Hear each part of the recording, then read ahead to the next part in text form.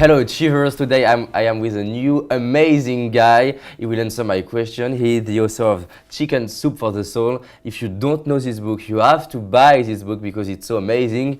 He is an inspirational, motivational speaker, trainer, and also an entrepreneur. He sold 500 million of his book. He is Mark Victor Hansen. He is with me to answer my questions. Hello Mark. Delighted to be here. How are you today? More than wonderful, thank you. Perfect. I have a lot of questions for you, but before to do that, I would like to know your story and why and how did you co-create this book? Can you share me first of all your story, and then we will go. Yeah, I suppose I never thought about it, but my mother was a great storyteller, amazing. We'd go on a vacation, I'd come back and I'd go, she went on a better vacation, and I got 4 brothers than we did. I don't know where she was, but it wasn't where I was. And I learned how great a story was. You know, it was a pedestalic moment. And then I've listened to the great and inspiring speakers literally all over the world, like you are doing right now, because I started when I was about your age. Yeah. And Jack and I got together, Dr. Canfield and I decided to do this. It's a long story, so I'm going to be brief on it. We decided to do it. 144 publishers all said, hit the road, Jack. I said, look, it's okay if you don't like him, but I'm a nice guy. No, that's not true. Jack's great. But it was a funny line, I thought. Anyhow, we had a little publisher take us, and they said, we'll do cartwheels if you sell 20,000 and buy them at $6 each. So they were robbing us, and continued to do that, as a matter of fact. But we sold the books, and then we said, I set all the goals for the company, right? I set inspirational, I did a whole set of tapes with Nightingale Conant called How to Think Bigger Than You Ever Thought You Could Think. So I said, we'll be the first ones ever to sell 1 billion books. Well, that's impossible, but you break it down and break it down, break it down. So we said we'd sell 150,000 by Christmas. We came out 20 years ago exactly, June 28th, 1993. We sold that, and then we said we'd sell 1.5 million in a year and a half. We did 1.3 million in a year and a half, and not 1.5 million. We said 1.5 million in a year and a half. And then next year we said we'd sell 5 million and did, and then 10 million, and now we're at 500 million. And my goal is only halfway done. I'm gonna, I still think I'm young. I'm gonna live to be 127 with options for renewal, so I got a long life ahead of me. My plan is to sell 1 billion books. Nobody's ever done it. If you go online, you can find my critics say it's not doable because no one's done it. Well, nobody ever ran a 4-minute mile before Roger Bannister did, and when he did, 119 people did the next week. Well, I'll sell 1 billion books because I believe there's a new university that I think the world of, Singularity University, said everybody should have a project that positively affects 1 billion people. That's only 1/7 of our population, and in the next 20 years our population goes to dangerously high, 12 billion. I'm not against people, but we'll talk about it later, but I am for alternative energy. When energy goes up, industrialization goes up, population stabilizes. It's automatic. You don't need birth control, you don't need anything. It's just a different state of mind, but most people don't understand demographics. They don't understand a lot of stuff that I teach. And we will talk about that. Very heady stuff. Yeah. I would like to know, because in the book Success Principles, Jack tell a little bit about how did you convince him to work with him. I would like you.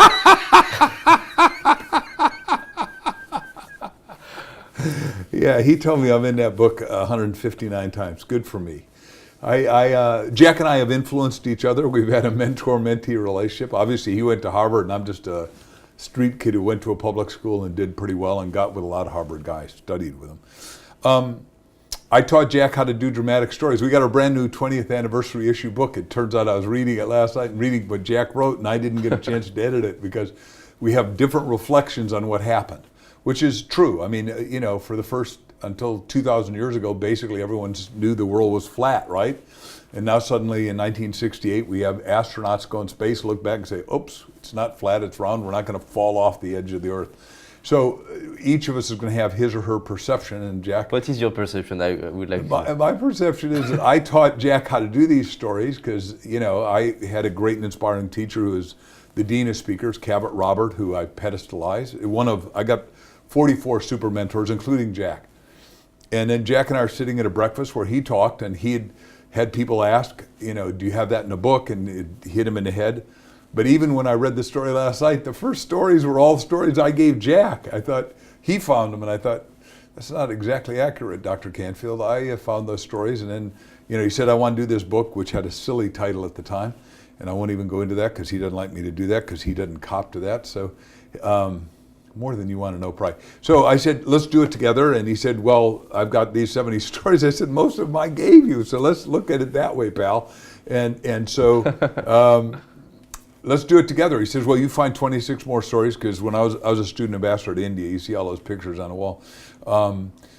We learned that 101 is a sacred number, and then when I was working on my doctorate, I was with the smartest guy, with this guy here, Bucky Fuller, with 15 doctorates from Harvard and everything. Writing, poetry, cosmogony, epistemology, stuff you never heard of. I never heard of, and I had a 4.0 at the time, and I thought, I never heard any of those things when I studied and stayed with Bucky for 7 years. Anyhow, I said, one of the things I'm a master of synergetic energetic geometry, Bucky's mathematics, which is triangulation based. Anyhow, Bucky, in numerics, 101 is sacred, so I said, let's do 101. He said, give me 26 stories, so we did it, and we put together the book. It took us about 3 years we wrote the model. And I said we start with we had to start with a discernment. First of all, the 7 points. First one, it had to cause instantaneous behavioral change. So if you read it, it gotcha. Number two, it's got to cause goosebumps, God bumps, chilly bumps, and it goes through all those things. And so Jack and I sat there and did the model, and then we said, this is the road, and these are the curbs, and it's got to fit this to do it. And so we get 1,000 stories and find one that would work for what our model was. And obviously the model worked, because I'm sure we've had 1 billion readers, because in China, where I work, and we sold 300 million books, in China our books passed along by about 12 people because there's no money. Free enterprise is just starting. It's only 7 or 8 years old, so it's a brand new phenomena, and the people don't have money for books, and there's not bookstores, right, yet, except in Shanghai and Beijing. Not in Hangzhou and all those places don't have bookstores. They're electronically getting them a little bit. And then in most of Africa doesn't have bookstores, except for a little bit of Kenya and a few places. Anyhow, so that's what happened. That's what we started, and we did it, and we were a perfect dream team, which if you want to succeed, you got to have a team together to get your dream together. And I would love to know, how did you manage, because you didn't do the same thing, how do you manage your role in this project? Did you do the same thing? How did you do? No, Jack is an educator and I'm a business guy, and so we synchronized on what our skills were. Jack was a Latin scholar in high school and the top one in a nowhere place called Wheeling, West Virginia. I came out of a nowhere place called Waukegan, Illinois. So we both came out of nowhere and decided to be successful, and then he said, I don't know if we'll sell 1 or 1 million. I said, well, then let me do it, because I've already written down we're going to sell not 1 million, but 1 billion. So let me decide the goals and get it going. And I've been successfully selling greeting cards and every other dang thing since I was 9 years old, because my parents were Danish immigrants, basically, and didn't have a lot of money, so I had to buy my own clothes and everything. So I thought, well, I'll figure out how to sell this. And we decided to study all the best people. So I interviewed the 101 best-selling authors, fiction and nonfiction. I mean, we did Scott Peck, who'd made $40 million, been 12 years #1 with a book called A Road Less Traveled. Great book everyone ought to read. And he said, do this. And so we put yellow stickies on a wall at Jack's office. And we had 1,094 to-dos from the best-selling authors, Dr. Wayne Dyer and Barbara DeAngelis, and all of our dear friends, men and women, and fiction, nonfiction, James. Wow, it's amazing. Yeah, it was amazing. And we decided to write it as a business plan, and we still got kicked out of all those business offices. So they were not kicked out, they were polite, but they were, and I thought, God, all these guys, most of the people in New York went to Harvard, Yale, Wharton, or Stanford, and I thought, Jack is a superstar at Harvard, they should accept him. We were at the Harvard Club and all that stuff that I thought I'd never get to, right? I got to visit, and then they offered me a job at Harvard once I became the world's best-selling author, and I said, 60, you mean a month? They said, no, a year. I said, I got, my staff overhead's $2 million before I open a damn door. I can't afford to, you guys are, you're kidding. I said, what do you get at Harvard? They said, prestige. I said, I promise you, all these people that you see in that picture there, they don't think eating prestige works for them and their family. I need real cash, so I'm not working teaching at Harvard. Wow. So I had to turn it down. But I'm in total admiration. Jack is a genius. He in answer to your question, I guess I went too far. He is the best fine editor. When we hand in a book, in the old days we had to hand in a real book, then suddenly we could hand in a disc. Now we just, wire it to the publishers, and they never have to edit it again because Jack's good, and his placement of stories was perfect. What he said to me was that I can read a story and say it doesn't flow, I can change all that and make it work because I'm pretty masterful at storytelling and not changing what you're saying, just change how it sequences and edit out stuff that is totally irrelevant. And so we put that together, and then, Jack is a master of putting together the books, and I had all these contacts, and like we designed the cover of this, we paid for the cover. This is called Design Dress. And it even, even though it had sort of like a Campbell Soup became our partner because I'm really good at marketing. So Campbell Soup put us on 600 million Campbell Soup cans that you open up the label and it had 3 stories inside, and then some of it went to charity. And then I said, look, Jack, if we're going to be big, we got to partner with the biggest. And he said, who are the biggest? So I said, well, the biggest are going to be Campbell Soup and Coca-Cola at the time. Now, Google is 8 times bigger than them, and I'm doing some stuff with them. But back then, this was the 2 biggest guys. And so with Coca-Cola, we were on the side of 50 million Diet Coke cases for 6 months. And we did what's called a sampler, a little book with 3 or 4 stories in it, and it was in the top of the Diet Coke case. And our research showed that Diet Coke people read books, Coca-Cola drinkers didn't read books. I thought, wow, that's interesting. So our book was on the side with Nora Roberts. Her book was called Hidden Riches, and our book was called, Jack doesn't know any of this because he was never at those meetings. I did all that. I'm the marketing guy. Although reading his literature, he says he's a marketing genius. And I thought, no, I don't think so. Just, you asked, so I'm telling you what my position is. I want to. You asked Brian or anyone else. Anyhow, so our book was called Chicken Soup for the Romantic Soul, right, which is a great title. And we immediately went to #1 because a lot of people don't read the newspaper, didn't see that we were #1, and if you look at the walls here, we've been #1 with Chicken Soup 58 times, and you say, well, wait a second, you got 258 titles, why? Well, we're not going to be #1 with Chicken Soup for the Canadian Soul, we're #1 in Canada. Singaporean Soul, we're #1 in Singapore for the last 2 or 3 years, right? They're not going to show up in the New York Times bestseller list because nobody in the right brain has figured out how to get a global list yet, including electronically, and I own the biggest electronic company for books in the world, called Hansen House Publishing. Wow, you are amazing. I would love to know. No, I'm normal. That's the problem, is that most people think the people that do something are amazing. Everybody's supposed to do something. Christ said you're supposed to have a life that's abundant. You're not supposed to hide your light under a bushel. You're supposed to let your radiance show. So I'm not here to amaze you. I'm here to say, hey, look, I want you to stand up, beat on your chest, and go do exalted things. Yeah, thank you you and I are supposed to live in the, metaphorically be kings or queens of our own life, dominion, and then go out and inspire others to do the same. Yeah, thank you to correct me about that. No. I because understand, here's the problem with that. If I get an audience to think, God, he's the most wonderful, what happens is they get less and I get to be more. That isn't the goal. The goal is that we got to get 7 billion people thinking on the planet, and that's your job and my job. As a speaker, your job is not only inspire them to wake up their greatness, but then get them to go out and inspire everybody else to wake up their greatness. Wow. Our job's not to be, damn, I'm good. You're supposed to be good, but you're supposed to help them find their greatness, divine destiny, because most people are living below their privilege. And if you're living below, you can't help anyone even at level, much less above. And right now we got, no offense intended to the politicians in France and Germany, which I see on TV today being as dumb as our American politicians, which it is insults me. Because we've had great founding fathers that knew ethics, knew consciousness, knew awareness, and said, hey, look, we're going to make America the greatest country in the world.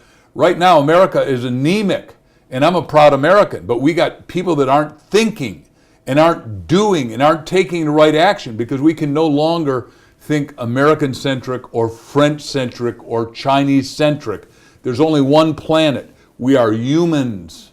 And we got to take care of all of us, and we got to quit polluting it, because you say, well, in America, we had a town called Dodge City. You watch our cowboy movies with Clint Eastwood, who I just had dinner with a couple days ago.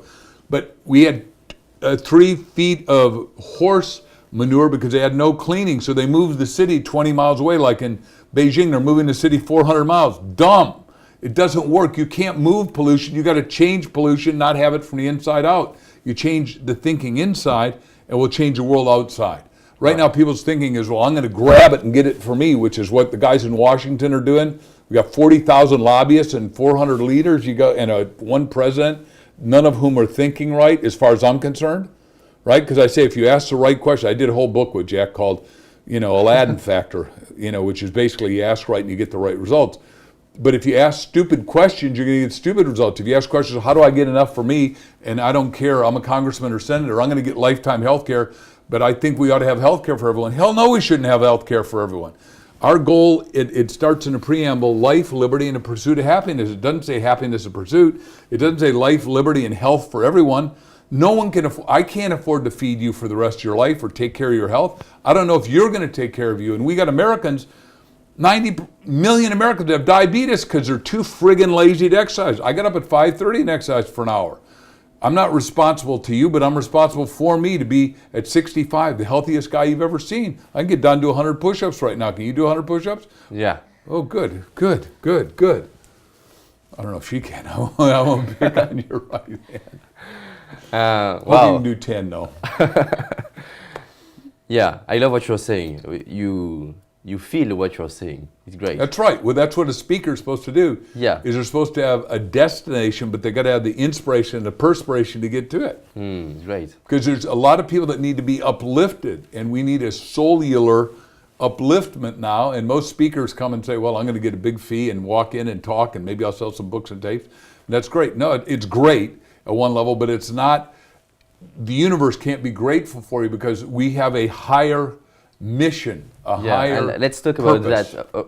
According to you, what could be your advice to reach our goal for the people who are following us? How to reach a goal or the big goal? Okay, well, if you're going to have a big goal, you got to have the macro, like you go into the cloud and say, okay, God, what is my divine destiny? And mine is to make the world work for 100% of humanity. So I'm going to do the best I can to inspire you. And then you're going to go back to France and you're going to uplift it. And maybe you'll hit some of the regular people, because I believe in bottom-up today marketing. Like, I'm close friends with Dr. Muhammad Yunus, who one guy in the poorest country in the world where nobody is eating, Bangladesh, gets 100 million women out of poverty. And he does great statements like poverty belongs in one place only, a museum.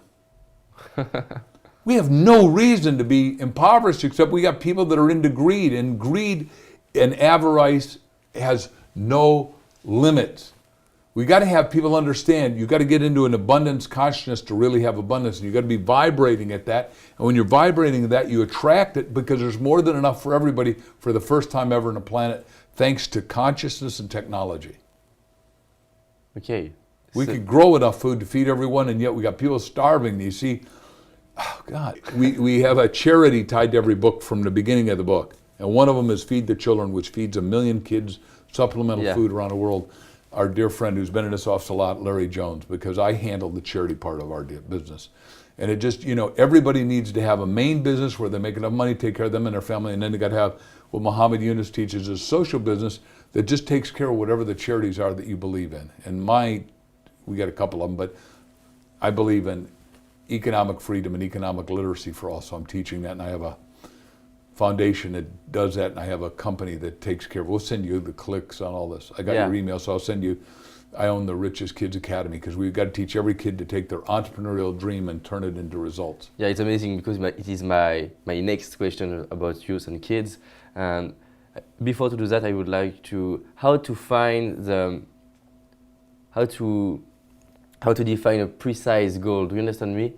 Yeah, because a lot of people are setting goals, but it's too blur. Yeah, too blurred. Too blurred. And how to do that to have enough motivations to reach it?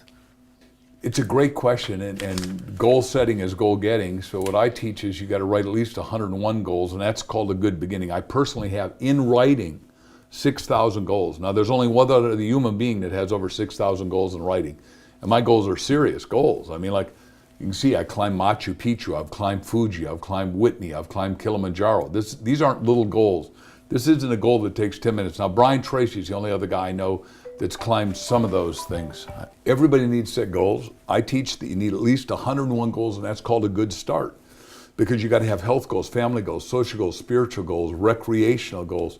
Goals that you know you can achieve, because goals have got to have 3 levels to them. They got to have the goal. Most people do anyway goals, which I call a C goal.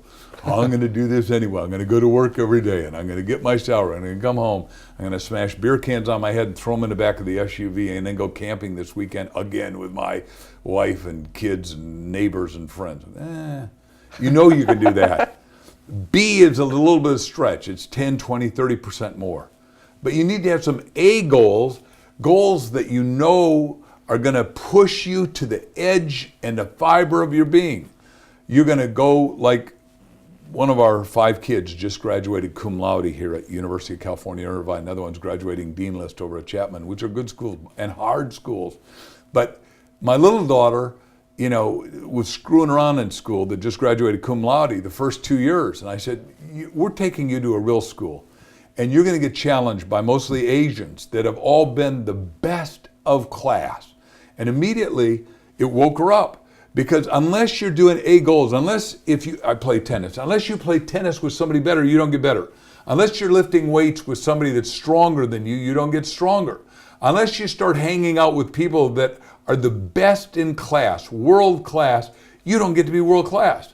And that's what you're doing right now. You're interviewing all my peers who are unequivocally the best in class. I mean, everyone that you named on the phone is like a close friend. I mean, I've got them in my cell phone. We're all I know that peers, and we all know where each other's strengths and weaknesses are and can tell you. So the first step is to set A goals, right? Top goals that right. It's so important for you, and you will have the motivation to take actions every day to reach it. It's got to be what you want with your heart's desire. It can't be what your mom wants, your dad wants, your boss wants, your supervisor, your manager wants. Got to be your heart's desire. Yeah. Like I wanted to speak and talk to people that care about things that matter, that would make a life-changing difference.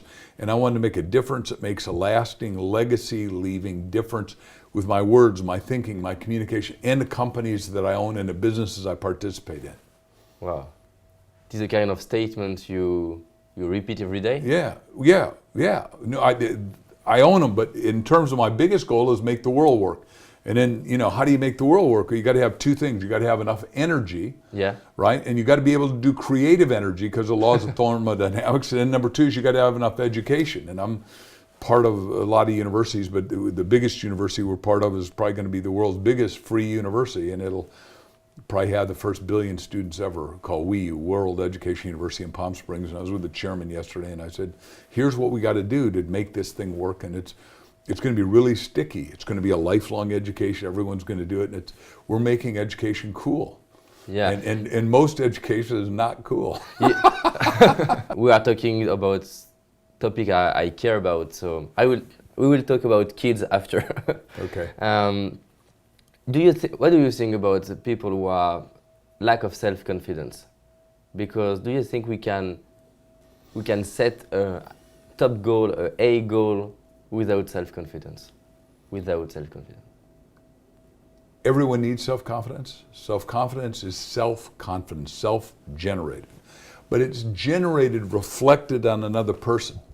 Therefore, if Jack and I hadn't worked together as a mastermind team, I say when one get together, they get the power of 11 if you look at that, right? Some days I had to inspire him because he wasn't feeling up to it. Some days maybe I wasn't up to it and he had to inspire me. But the goal was so big that we're going to have the world's best-selling series. That was a macro goal. Then it was broken down into little parts. So we're going to write the book. Then we're going to etiquette the book. Then we're going to do our own cover on the book. Then we're going to sell the book.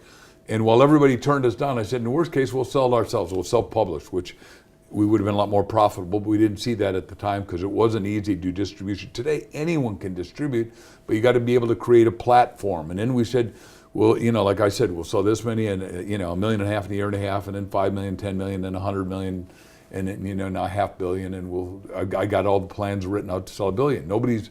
Unless you show me something that I'm totally unfamiliar with, all the people you interviewed, not one of them have a plan written to sell 1 billion books. Not one. Why? Therefore, they won't sell 1 billion books. Why, according to you? Why, according to me? Yeah.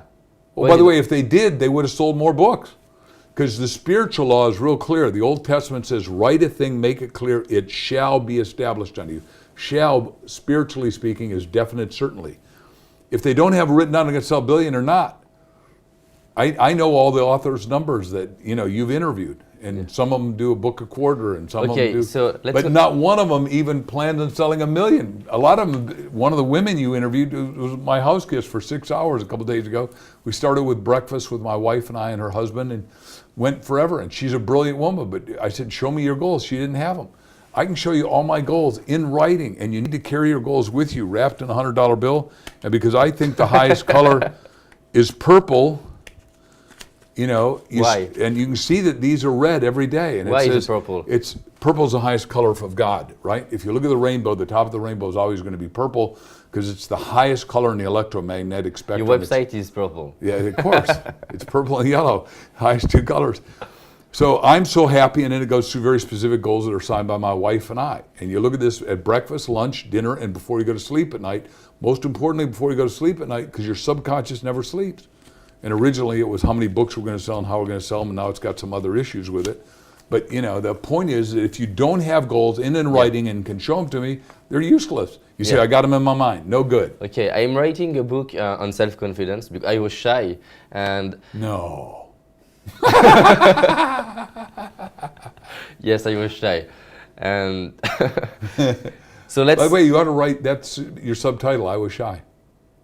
It's it could be See, title's always got to be heart. Subtitle's got to be head.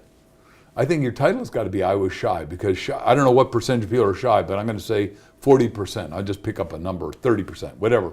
But what happens is when you're shy, you live less than your full privilege that I've been talking about. Yeah, it was the case. And you felt bad about yourself, and yet you're good looking, you got bright, shiny eyes, you're obviously very smart. You're hip, you got it together, and you're French. I mean, how do you do that, right? I'm French. So if I have to do a plan for this book to sell 1 million books in France and then 10 million books in worldwide when I will translate it, why I have to put in my plan to do that? Because it's my first book and... It's a good start. It's a good start, 10 million and 1 million. And do you suggest to interview also bestseller?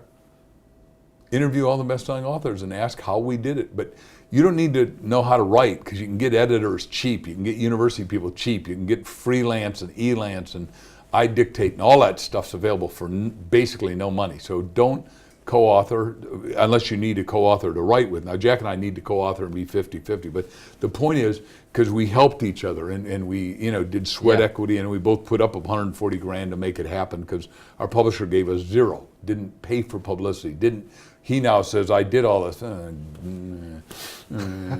Anyhow, so you plan on doing it yourself, and if you do it yourself, keep the direct mail database. Database is everything, that's saleable. And make sure you own the trademark. Like I Was Shy is a heck of a good title for a book. I don't know, self-confidence won't sell. There's a lot of books out in self-confidence that doesn't sell. Go look at them. I can name 4 authors that got self-confidence books, 0 sales. Wow. You interviewed one of them. So according to you, I don't have to write a book on self-confidence? No, you need to write it, and you need to do it. And here's the 1, 2, 3, if you do Brian Tracy, 7 or 700 principles of self-confidence. Why make it 3, make it easy, and then do subsets. Make it so easy, because if you make it simple, then people will do it. If you make it hard, what did I do? I just said, do a 3x5 card, right? I'm so happy, because you're programming yourself all the time. I'm so happy, I'm going to write a book on self-confidence. I'm going to have it done by here. I'm going to sell 1 million within a year. Don't give yourself more than a year. Why would you? Because your subconscious figures out how to do whatever you believe you're going to do. Yeah. And then like you see pictures of all the stuff I'm going to do, like on this magazine cover and that. Jack and I did a picture. We wiped out, Dr. Scott Peck's name, put, Chicken Soup for the Soul on the New York Times bestseller list, and that it was Mark and Jack. And we did that, and I put it up at Jack's mirror in his office. My mirror in my office is here. My home and Jack's home. I did all that because the subconscious believes your mind is all images. So if your image is that I'm shy, you stay shy. So one of the 3 principles has got to be how to control the images in your mind. You got to change the images to I'm resolutely strong. I can stand in front of an audience. I will not crumble. because you're going to have, I'll just tell you in advance, you're going to sit with somebody, like the first guy I'm sitting with to speak, I say, how things going? He said, it couldn't be worse. I lost $2 million. I'm laughing now. I shouldn't be laughing. I lost $2 million yesterday. My wife left me. She took everything in the house is empty. And I'm going, oh my God. Because I was empathetic rather than sympathetic. Sympathetic and empathetic. If you're in a rocking boat and somebody's throwing up and you're sympathetic and you help them, you can go get them anti-nausea pills, ginger or something, or the bracelets today really work. Right, because it uses your acupuncture points. But if you empathize, you start to throw up too. That doesn't do that guy any good. And I thought, I got to go talk to 200 people, and this guy just told me the world's caving in. We're in a recession. There's no hope. And I'm going, oh my God. I think because I wasn't strong enough yet to go to lead an audience when somebody led me down like that. So you always got to make sure, especially when you go to talks, you put up your shield. Just like a medical doctor, if he or she is smart, they put up their shield, especially oncologists. Now, we did a book on chicken soup for the surviving soul, 101 ways to beat cancer. Now, doctors don't like it because we say, laugh your way healthy. And they go, oh my God, that'll kill our business. We can't sell chemo with that. Dumbass. Anyhow, if they had integrity, they would sell our book and give it to everybody. We still sell 20,000 every week, ongoing, because everyone's getting cancer because they're so dumb they believe they should get cancer. I don't believe I should get anything. I don't get sick. Why would you program to get sick? Why would you program to be shy? Somebody told you you're shy. Your mother, father, brother, uncle, aunt. Yeah. The minister, priest, rabbi, whoever the hell it was said, you are shy. What? Excuse me, God, are you talking to me? You see, and you need to make fun of being shy now that you're out of shy. Yeah, but you need to also grab everybody's hand in the audience that's shy because they don't want to be shy. They don't want to hide behind a curtain. They don't want to wet themselves if they got to go up and talk or do a board meeting. They don't want their knees to go like this. And the minute you get to speaking and understand it's not you, you're doing it for them, then it doesn't matter. The guy can say whatever he says. His business went to hell. Too bad for you, pal. If you really listen today and you learn to think right, talk right, act right, you're going to get the right results right here, right now, and we can rebuild your business. You start today. It's great. Because there is no tomorrow. The only time you're vibrationally alive is now. Yep, you're alive when you were born, but you can't be there except in memory. So the only thing we got is right now. What are we going to do with now? And we're going to re-vector. Wow. Does that make sense? Yeah, it's great. And it's the same for shy. It's the same for getting rid of alcoholism, drug abuse, poverty, bankruptcy, sickness, low life. Everything. Yeah, being a whore, whatever it is. I mean, you can get out of it. I'm not saying any of that wasn't true, but that's yesterday. Now, what are we going to do today? Yeah. Just before you said me that you discovered 40 points of common points of each bestseller. I would like to know maybe 10 common points you saw on bestseller. If you can remind that. Better than that, we'll give it to you. I don't know if you want to show it to the audience. You can show it. I mean, I'm not hiding anything. Obviously you got to have a magnificent title. And so Jack and I went into our respective meditations. We've been studying Dr. Eric Erickson, the psychiatrist, hypnotherapist, and he said, give yourself a thought command. Same thing Napoleon Hill did. And I'm sure you read Think, Grow Rich. Yeah, right? it's amazing. Napoleon Hill was going to have the first title, How to Make a Boodle with Your Noodle, which is a stupid title, and it wouldn't have sold. So his publisher said, come up with a title, 2 o'clock. He kept saying best-selling title. So Jack and I said, I think the cliche was a monster best-selling title. We each said it 400 times. We said we'd wake up at 4 o'clock. And then we came out. Chicken soup is in the United States is what your mother or father gives you when you're sick to get well, right? Or grandma or whoever. And now we sell soup. We own chicken soup, and we're in 2,700 grocery store chains right now around the world. So we're becoming. Originally we were subset of Campbell. Now we own our own. So it's going to be a big business. It's I got us into licensing because I said, the only way you're going to market is if you license. Like we sold $168 million worth of dog food last year, chicken soup that sold dog food. And one of my daughters becoming a vet. She's an evolutionary biologist. And the guys from Diamond Pet Food came here and they said, well, we want to do this. I said, well, look, I got 88 animals on my land here and this daughter can heal any animal. But here's the rules. I got 4 dogs out of all these animals. We're a little heavy in chickens. Number 1, it's got to be organic. Number 2, the dog has to like it. right? Just what you asked what the rules are. Whoops, I jumped from titles, sorry. I see I went too far. I'll go back. I at least never forget anything. How's that? And when I drive away in a few minutes, I'll go, I should have told him this. Anyhow. And I have fun all the time. Because your life purpose is to be in joy. And same with every speaker and all the people. Anyhow, so we said you got to do all this stuff because Purina, I'd just been with Purina, the world's biggest dog food maker, and they had the best packaging, the best looks, the best placement, the best sales force. They got it everywhere. They had the best advertising. And it went to number one month. The second month it came to 0. And the president comes in and says, why didn't it work? He said, the dogs don't like it. So I said to him, the dog's got to like it. And now we're becoming the #1 dog food. Because our animals, all 4 dogs love chicken soup for the soul dog food. And everyone who buys it, the price is lower, the packaging's better. All that stuff has to be there, but you've got to have a product that people like. Now, back to the book. Why'd I go there? Because we had a book that we knew would work. We tested the book. We got feedback on the book.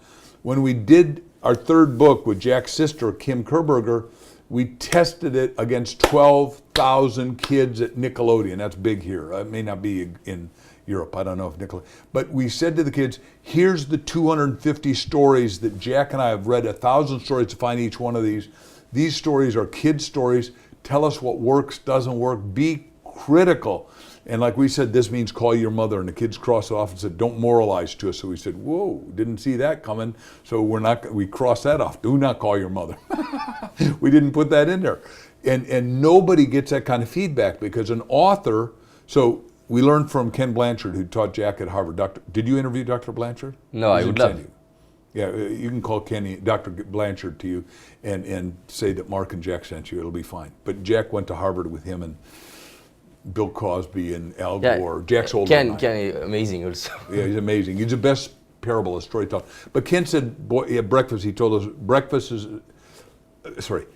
feedback is a breakfast of champions, right? So he had 12,000 kids read Chicken Soup for the Teenage Soul and say, this paragraph works, this doesn't make any sense, this isn't clear to me. Wow. And I went back, I edited it first, Jack edited it second. We made it perfect. Now you say, well, how good is perfect? We sold 19 million the first year. Now our publisher said, I got kids and they buy, they buy CDs, concert tickets, and clothes. They ain't buying your book. Well, we sold 19 million books. Hello? Every time he said it wouldn't work, it worked. So I was glad. I mean, I said, Jack, this is barometer. Forget what he said. Listen to what I'm saying. Listen to what 12,000 kids said. They said this is going to be the hitter of all times. Why? Because kids had nothing to talk about. So what you want to do is you want to go after the shy market, and you want to go after the shy market at different age discriminations. You want to do it by gender discriminations. And there are not only 2, male and female. In our country, you've got TV shows that show there are all kinds of genders, right? I mean, so you can go look at all those, but start with female because they buy all the books, then do male. And then do it age appropriate at, 25 to 45, and then go just, I was shying, how to handle it if you're shy in college, how to handle it if you're shy in high school, how to handle it if you're shy in junior high school, how to hire if you're shy in elementary school so you can handle a bully that is obviously going to be attracted to you because you're shy. Yeah. Wow. So when you're doing a title, when you're doing a book, you have to have your discernments. We said the title. We said you got to have the subtitle, and you've got to have feedback before the do book, because most books are edited by an editor and the author. Not enough. 2 people can't. You want it edited by the marketplace. Nickelodeon was our marketplace. It was kids, and teenage kids. I mean, age appropriate from 11 to 17. And they said, this doesn't work, this doesn't work, this doesn't work. And get rid of it. And we scaled it on a scale of 1 to 10. And we didn't do anything in the book that wasn't a 10. Now, we wanted 10 plus, which is a story that you remember for the rest of your life. Like when you're reading Jack's book, he says, Puppies for Sale, which I gave him. It was written by our dear friend Dan Clark, but Dan and I were close friends, and Dan did a lot of stuff with us. And the point is, you hear that story. I can tell this story to you now. I know all the chicken soup stories, and that's one of the things that always amazed Jack. He said, how the hell do you remember every word? I said, we both read them 7 times. I mean, how the hell do you not remember it? He says, because I put my mind on the next thing. I said, no, it's not it, Jack. You are looking for punctuation and grammar, which is critical because you'll get to do that. But I'm looking for Story. a book is a book, but then there's the print in the book. Then there's the understanding of the book. Then there's the abstraction understanding of the book in a comprehensive cosmic sort of way. That's my strength, is abstracting it and saying, does this stuff work? Is it congruent? Is there a marketplace for this? Like we're told the cancer book wouldn't sell, and it just keeps selling because people with cancer that are smart, most aren't smart about it, they go to the doctor and say, I surrender, I got a tumor, kill me with chemo. And you go, how the hell stupid are you? Right? Chemo kills almost everybody. And every cancer doctor, the first line we have in the book is, every cancer doctor, 100% die of cancer. Why? The cliche, I write a quote every day, and I recommend that to you. But one of them is, what you think about comes about, right? In the Old Testament, it says, as a man or woman thinketh in his or her heart, their deeper innermost subconscious mind, so is he or she. Well, if you think about cancer, what are you going to die of? Duh. Right? You go, do you want to go to somebody that's going to die of the thing that you're going to get cured? No, you want to go to somebody that's a healer. Does that make sense? Yeah. You want to go to somebody that's healed shyness. That's you. I wasn't shy. You can see that. Matter of fact, I'm bombastic. I'm just the opposite of shy. I was shy in a former life, maybe. So do you. And you're going to have a heck of a lot more after this trip. Yeah. Haven't you imploded a lot? Yeah. And it's expanded you, right? Right. Now you got to take it, distill it, make it applicable. See, what Chicken Soup is it's so simple stories. Now we write for kids. We write for people at a 7th grade level. Now Jack and I are both doctors, but we write for people that don't get it. And we don't use the word doctor, except I tell you he's a doctor because I want you to make sure when you talk to Canfield or Dr. Ken Blanchard that you have respect, because you're not a doctor yet, are you? No. You haven't got a PhD. Anyhow, so the point is you need to go in with respect. But the point I'm saying is we don't put doctor on because my minister, Dr. Norman Vince Peale, a guy who sold $25 million the first year of Power of Positive Thinking, Peale said, look, if you put that on there, you sell 25% less. Now understand, 25% less of 500 million books is 125 million books. I can't afford not to sell that many books. It just is bad business, and I'm the business guy. So. Right? And very proud of it, because an entrepreneur takes low value and makes it high value to the marketplace, to the future. They create a fortune for themselves and help everybody. Because the most unselfish thing to do is be very successful. Right. Selfish people are unsuccessful and are tight and stingy. I'm a lot of things, but I'm generous, and because I know I'm going to create more. Yeah. And I would like to start to talk about kids and youth. You are the recipient of the 2004 Visionary Philanthropist for Youth Award. Do you have some life lessons you would like to share to youth to succeed in life and become happy in this life? I won the Horatio Algier Award, which you win in the U.S. Supreme Court, and you get it with Judge Clarence Thomas, this is the highest court in America, and it's a gold medal, and I got it upstairs and all that. I can get it out and show you. But what we do is it means you've come from rags, meaning no money, to riches, which I have, and getting richer. But we've been very philanthropic. Philanthropic means you have the love of humanity and you take care of your fellow man. Because the Bible in Acts 1:8 says, first take care of yourself, then take care of your spouse if you have one. Then you take care of your kids, right? And by the way, this is a responsibility that most people don't get. Nobody's teaching what I'm telling you, and this is high spiritual law. Then you take care of your business, then your city, then your community, then your state, then your country, and I'm in a place I want to take care of the world. And I'm in a place that what Solomon, the richest guy of all times, at least biblically speaking, the first trillionaire, 20,000 ships, 12,000 horses, a lot of wives, a little busy, even had a black wife, which really surprised the rest of the rabbis, I'm sure. Queen of Sheba, she came up, a brilliant woman who was smart enough to ask him the question, how do you look through sand? Do you know how to look through sand? That was their first question. How do you look through sand? S-A-N-D, sand. Get a beach, sand. You can't. You can't? Glasses are sand. Silicon chips are sand. So sand has become the most abundant element and it's useful. Anyhow, so the point is, Solomon said in Psalm 72, your job and mine is to be an influencer of influencers. I'm trying to influence you, but your goal you're going to influence millions of people. Not even a question, because you're going to do really good edits on this film, right? Yeah. And then you're going to go out and promote it. I'll use a simple word. I was going to say promulgate, but I don't want to stretch your brain too much with English words. And I understand. If I was trying to do it in French and I spoke French, which sprechen Sie Deutsch and Hindi, Urdu, and a few other languages, Danish, but not French very well.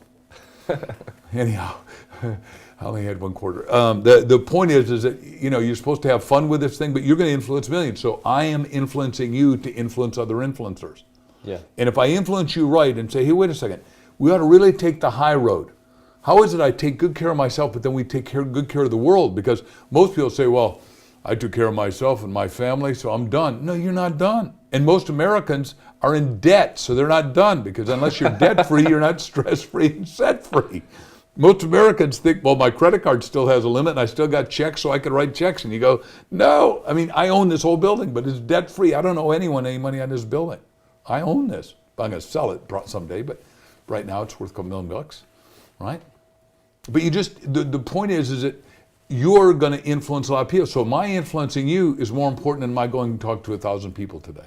Because you're going to go talk to 1 million. And if I've had an effect on you, even that much, so a sentence gets to a higher ground, you're going to affect 1 million people to take them to a higher ground, as are my peers. I really believe of all the professions in the world, the speaking and writing professions are 2 of the noblest. I mean, I think it's important to make money, and I make a lot of it, but I don't think that's an end.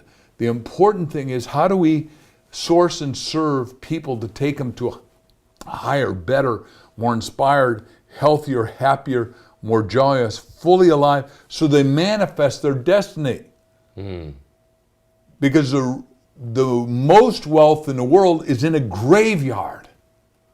People that didn't sing their song, didn't write their story, didn't create their business, didn't find the person that they love so much that their heart aches for that person. Does that make sense? Yeah. I have 2 last questions for you. My last question, it is a funny question. I ask that to everyone. It will be, how to become a loser according to you? Do you have some advice? Jack and I, when we went to New York to sell what do you have to do to become a loser? I'm going to answer it. I'm answering it. But we were going to do a book on that, actually. We sat in my jacuzzi years ago and drank wine and wrote 137 titles. And I'd written a book called Dare to Win, which Berkeley bought from us. We redid it. He did a little to it. And we're going to do Dare to Win, Dare to Lose. And so we did have that title all the way to number 14 in that series was going to be called Dare to Know God. Because when you're writing a book, you ask me for the principles. One of the 10 principles of the 38 is, don't do anything you can't sequel and prequel, meaning do before and do after. Like Indiana Jones 1, 2, 3, 4, Star Wars 1, 2, 3, 4. When I read the books by George Lucas and Steven Spielberg, I just told you way back in the conversations, shyness for elementary school, shyness for junior high, shyness for high school, college, shyness for adults, shyness for 80-year-olds, shyness for octogenarian means 80-year-old, anyhow, you got it. Centurion means 100-year-old. There aren't many of them, so don't write that first. So I dare to lose. Yeah. You lose by, first of all, not seeing yourself having full potential. You lose by not writing down magnificent goals. You lose by not having a dream team, a mastermind team. Like Jack and I would stand back to back while we were under attack by the publisher, under attack by the media, under attack by our spouses. Because my ex-wife said, you spend so much time with Jack, why don't you marry Jack? And I go, I like Jack's intellect, but I have no interest in marrying Jack. We're just trying to finish a project that is a penultimate of projects, a project that desperately needs to get done, because we're going to go serve 1 billion books, and hopefully that'll affect 7 billion people in a positive, uplifted way. Because the book was written, in case you don't get with Jack, for the wounded heart. And everybody has a wounded heart, 100%. So the person with the most wounded heart calls him or herself a loser and says, I'm not good enough. I'm not worthy. I'm not capable. I don't have any talent. I don't have any dreams. But this morning I was watching a video while I was exercising hard, And then I did a little yoga. But I'm watching this video of a guy that broke his neck, who's a great speaker. You ought to interview him, Chad Hymas. His dad takes him up to another girl, but when he was a champion basketball player, and makes him sit down with this woman who's drooling and is also broken her neck before he broke his neck 12 years before, and said, do you have a mother? Said, yeah, I love my mother. Do you have a father? No father. Goes on. But the fourth question was, do you have a dream? And now Chad was captain of the basketball team and successful and good looking and had a C in the back of his Letterman coat. I don't know if they do that in your country. When somebody's good at sports, they give you a $500 jacket out of leather with a letter on it. But his had the letter C, and his dad said to this handicapped girl who can't talk or move with cerebral palsy, said he thinks that C means he's cool. And he says, what's your dream? And she said, my dream is to be a cheerleader. Now she's totally handicapped. She can't even move in her wheelchair except to go like this and make the wheelchair move. But because Chad's dad was a great father, said to his son, who's the captain of the team, said, you will get the cheerleaders to do this. And puts his hand on his son's hand as a real father and a real leader and said, you'll get it done, won't you, boy?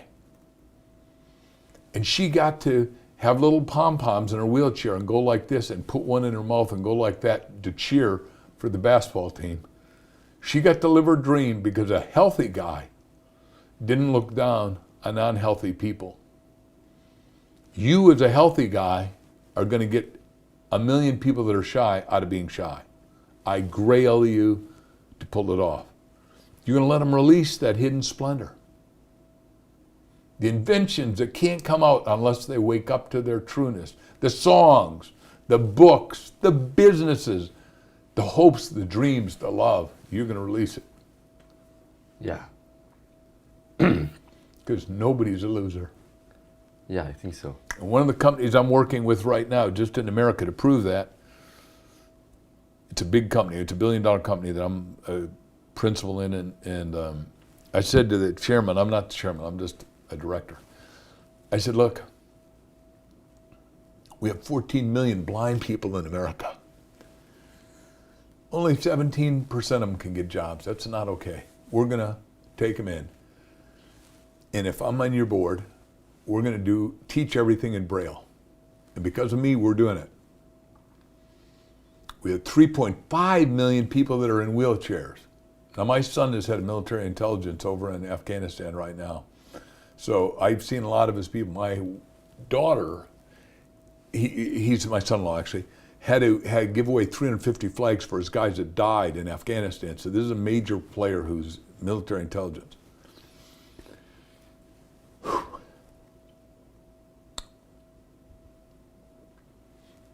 I said, these guys that come back with no limbs because of Iraq, Afghanistan, and maybe an imbecile in North Korea who now wants to negotiate with us, which I hope happens.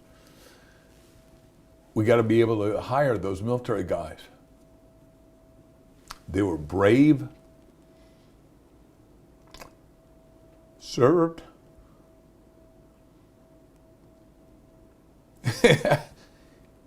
had kids and families to come back to, and they can't get a job because nobody will hire somebody that's an amputee or a quadriplegic. Quadriplegic means you got no arms or legs left. We're doing that. I've got jobs for them now. You and I are here to influence people at levels you can't. And I'm saying that you ought to do a book on shy for the blind. There's a niche. I did the book with the world's greatest marketer. You're interviewing Jay Abraham? No. Jay and I wrote a book. Yeah, I'll give you his phone number. But Jay and I wrote a book called How to Grow Rich in Your Niche. And there's a niche nobody's looking at. And I tell you, go after the niches that no one will touch. Why not talk to the blind? Why not talk to the 100 million people that can't even afford a wheelchair because nobody will get them out of their shyness, so they crawl around on their bellies because they can't get a wheelchair? Do we have big problems?